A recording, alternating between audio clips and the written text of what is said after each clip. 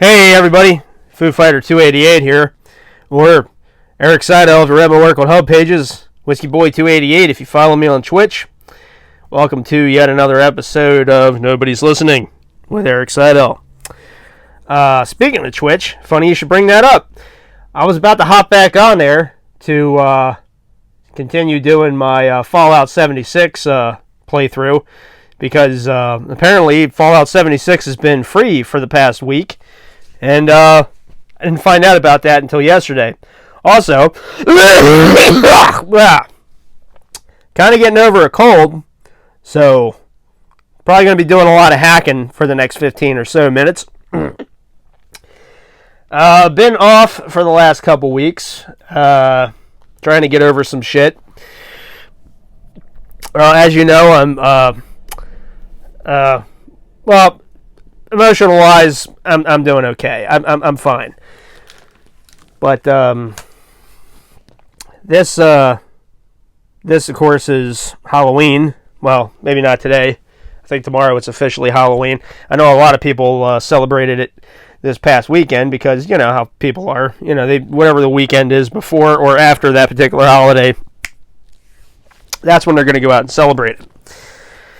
So I figured that I could have talked about one of three things during this episode. I could have either ranted about bits of American history that aren't in our history books, or I could have talked about my favorite film genres, or I could have, I probably could have even gone over some great recipes that I have. But no, I figure what the hell, since I'm going to be trendy, and I might not be doing this tomorrow night, and I'm going to be putting off my Fallout 76 playthrough for the next, 13 minutes. I might as well go on about my history with the holiday of Halloween. Well, as you all know, with Halloween, that's the time of the year where kids dress up, or in some cases, adults dress up, and we go out and when you're a kid, you go out to find candy. When you're an adult, you go out to find candy, but not the same stuff. Hell, no. No, I'm just saying, you know, college girls, they seem to think, oh, well, we're going to dress up slutty. Well, that's your prerogative. You go ahead and you do that. That's fine. I'm not going to argue with it. But no, when we were all kids, we used to dress up in costumes. We'd come up with some kind of crazy idea for a costume. And up until about being a teenager, we would go out and we would, go door to door and get candy. Of course, in the last 15 years or so, everybody's like, oh, well, I don't want my children to do that. Little Trevor, he's not going to go get candy this year. There could be perverts out there. There could be razor blades. Let me tell you something. When I was a kid, if the wrapper on a candy bar looked weird, we just threw the fucking thing away. We didn't rip into it and start eating it. So I don't know about what all this needles and poison pills and all this other crap that people are talking about that's been going on. But that was never a problem when I was a kid. As a matter of fact, when we used to go and trick-or-treat, we would go like blocks. I'm probably like a mile away from home and go door to door knocking on door. Of course, that was back when people actually gave a shit about actually passing out candy. You know, back in those days, every once in a while you'd come across the house the lights were all off and they didn't want to participate. And it was like, all right, well, we'll just skip that house, go to the next one, knock on the door, trick or treat, big deal. Nowadays, I can't imagine what it must be like for these kids. You know, you go to whole neighborhoods and all the lights are off. They don't want to, there's like no trick or treating whatsoever. And of course, now luckily they got these things nowadays where they call it trunk or treat. Which, when I first heard about it, I was like, ooh, that's a little hanky.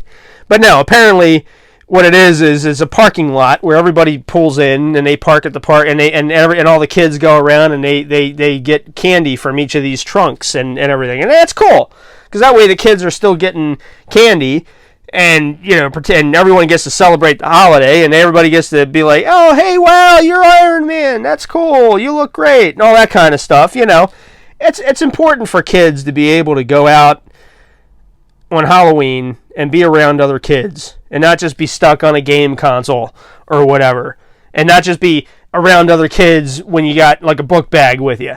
It's important to be around other kids socially on Halloween, and that's what it's all about. But, everybody's so stuck up their own ass about politics and and I don't know, political correctness or whatever, that they're like, oh, well, I don't want them to go out I don't want them going out to trick or treat. They might get hurt. Well, why don't you go be a fucking responsible parent and go out with them, you know? Instead of just collecting a paycheck off of them, how about you get up off your lazy fat ass and go out and, like, actually go with them, hold their hands as they cross the streets and stuff, and as they go up to each door, stand back and let them walk up to the door and go trick or treat. You know, it's called being a parent. You've already blew the load. You've already got the kid born. The least you could do is, like, I don't know, participate in their upbringing and be fucking responsible. Be maybe mature a little. You know, I mean, foreign ideas, I'm sure. Foreign ideas. But, yeah, that's the problem with, well, okay, here I go ranting about parenting. First off, it started off about being about Halloween and my experience with it. Now I'm going to go into a big rant about how parents just don't seem to give a shit anymore about their children. Ugh. But let me go into a nice little caveat on the side and get out of that quagmire before I even start digging that hole. Here's the thing. My mom, she used to be able to work a sewing machine like Josh Holmes can work an electric guitar. Okay? Every year that I needed a costume, my mom, she would be like, oh, say no more, Eric, I'm on it. And then like 2 days later, she'd have like she'd go to Joann's Fabrics, get whatever, and she'd have a costume. One year I was a werewolf, which was kind of a pain in the ass, because that thing was, that was, trust me, even in October, even before climate change fucked everything up, it was hot wearing fur. I mean, that was a bad idea. I should have been a vampire that year. Looking back, yeah. But anyway, from that point on, I kept it simple. One of the best Halloweens I ever had, right? I was a ghost. And my brother, that's when my brother was still living in Baltimore, and he lived down in the Medfield neighborhood. The Medfield neighborhood's like a few blocks down from me. And what I did was he lived on Newport Avenue, and what I did was I dressed up as a ghost. And we went everywhere in Medfield. I mean, Medfield, when you try to drive... Sorry, folks, I'm getting over a cold. I apologize for that. I'm going to be doing that a couple times for the next few minutes. Anyway, what happened was, Medfield, it's a bitch to drive around in Medfield. The streets are... I don't know who designed that neighborhood, but trying to navigate Medfield when you're driving, or even when you're riding a bike, is a nightmare. However, when you're walking it, it's very walkable. I mean, you can get anywhere in Medfield like that real quick. And there's a shit ton of houses and apartment complexes and stuff there. As a matter of fact, in the last couple years, they made a bunch of townhomes down where the industrial area used to be. So I'm sure it's even better for trick-or-treaters now. I mean, there's even more houses to knock on. But when I was a kid, all we did was we went around Newport Avenue. We went up to near Falls Road and everything. We went to every house in Medfield. And, man, I should have brought a bucket with me. A bag was not enough for all the candy I made that year. Holy shit. I mean, the bag was starting to burst. That was the best Halloween. Damn, what year was that? That was 2004. I think, 2004. That was a fucking great Halloween. Another time that was pretty good, and it was kind of freaky, because from what I remember, I think I wanted to be a lawyer this one year, which was pretty easy. All you had to do was put a suit on. I had like this little suit, you know. And what it was I had a briefcase. But then halfway through Halloween, and that's when I was going to school. When I went to school, I was pretending to be a lawyer. I had the briefcase. My idea was I was going to bring the briefcase with me, because that way I could carry more candy. You know what I mean? I was thinking ahead. I was a smart kid. I'm kind of a retard as an adult, but I was smart back then. I don't know whatever happened. But it's probably the drinking. But what happened was, I had the briefcase with me, and when I went to school, everyone was like, "Oh, what are you being for Halloween, Eric?" I was like, "Oh, I'm a lawyer." You know, but that's one of the most horrific things you can think of. Am I right?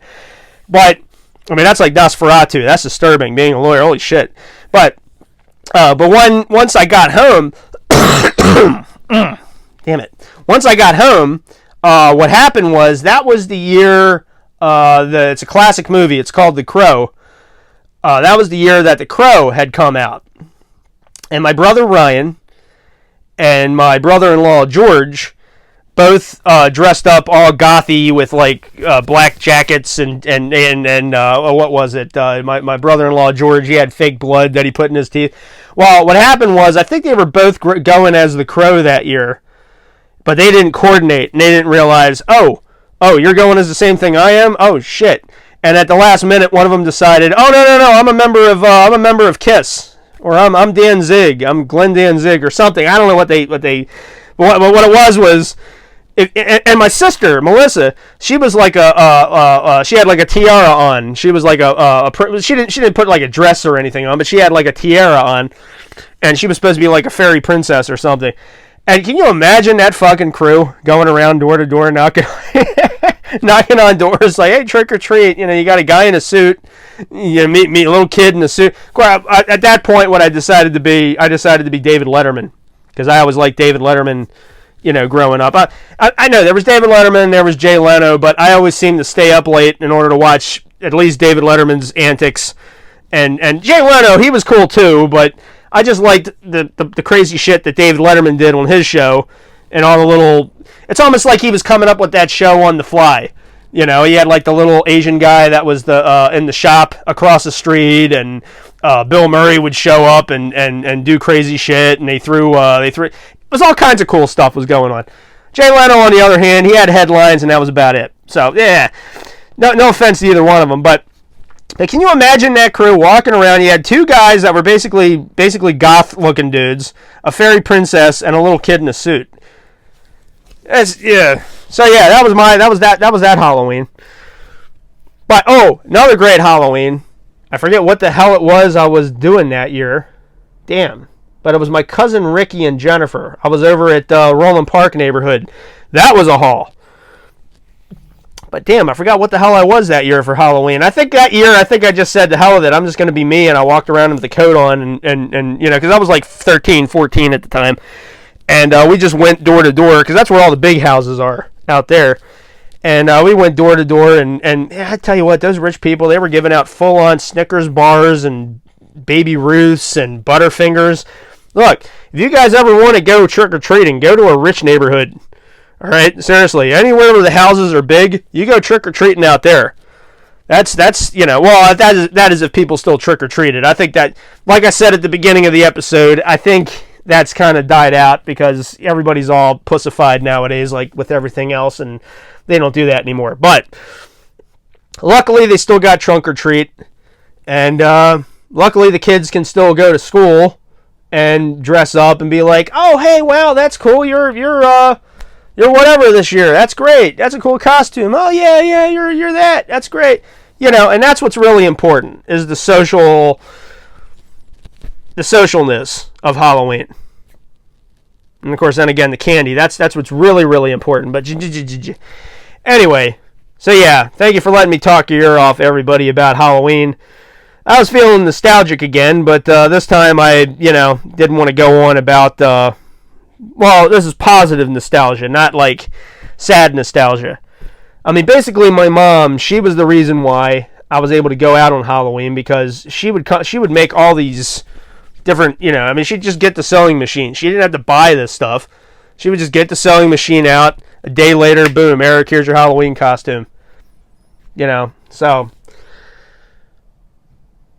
I guess really what really comes down to, if I really wanted to give you guys, and I'm not a parent myself, God help us all if that ever happens, but if I had to really come down and give you guys any kind of advice, and I'm being serious when I say it, if you're going to bring a child into this world, for God's sake, be in their life and protect them. Give them space.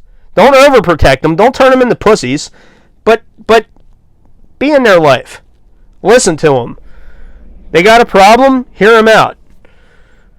That's what, help them. Help them out. And I tell you, I know it's probably not easy, especially not with mathematics homework, but a little bit of audience participation when it comes to being a parent is what's really necessary in your child's life. So anyway, thanks for listening, everybody. I know I ranted a little bit at one point, but appreciate it. And hey, check out Whiskey Boy 288 on Twitch. In a couple minutes, I'm going to start streaming Fallout 76 again once I get this all turned off. So, thanks for not listening, everybody. Please like, share, subscribe, and have a great night and a happy Halloween.